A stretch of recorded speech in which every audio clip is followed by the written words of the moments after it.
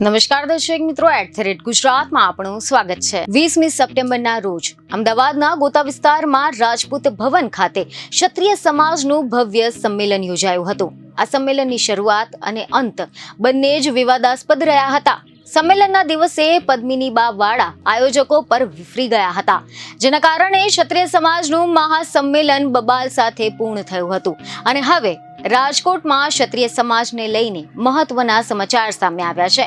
ક્ષત્રિય સમાજમાં વિવાદ ઠરવાને બદલે દિવસે ને દિવસે વકરી રહ્યો છે।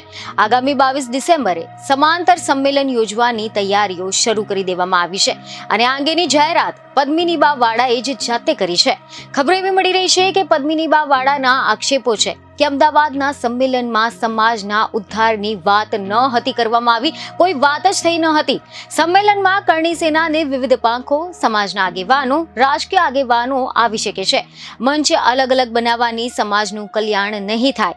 અગાઉ પણ એક મંચ તો હતો જ, તો પછી બીજો મંચ ઊભો કરવાની શું જરૂર પડી છે? આ સાથે જ તમને વધુમાં જણાવ્યું કે રાજવી પરિવારને અમે બિરદાવીએ છીએ। આંદોલન સમયે 224 રજવાડામાંથી 1 કે 2 જ હાજર રહ્યા હતા। આંદોલન સમયે આ બધા ક્યાં ગયા હતા? અમારા સંમેલનમાં અમારા માટે બધા જ આવકાર્ય છે। અન્ય રાજ્યમાંથી પણ ક્ષત્રિય આગેવાનો સંમેલનમાં હાજરી આપે તેવા પ્રયાસો હાલમાં કરાઈ રહ્યા છે। રાજવી તો હંમેશા રાજ જ કરતા હોય છે, એમને કોઈ પદ ન હોય। આ તો રજવાડાનું એક સ્ટેજ નીચું લાવ્યા છે। હવે તમે જણાવી દઈએ કે ખબર એવી મળી રહી છે કે મહિલા કરણી સેનાના અધ્યક્ષ પદ્મિનીબા વાળાએ પણ આગામી 22 ડિસેમ્બરે ક્ષત્રિય સંમેલન યોજવાની જાહેરાત કરી નાખી છે।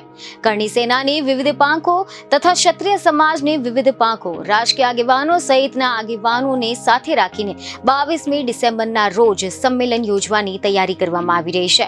બીજને ખબરો સાથે ફરી મળીશું। ધન્યવાદ।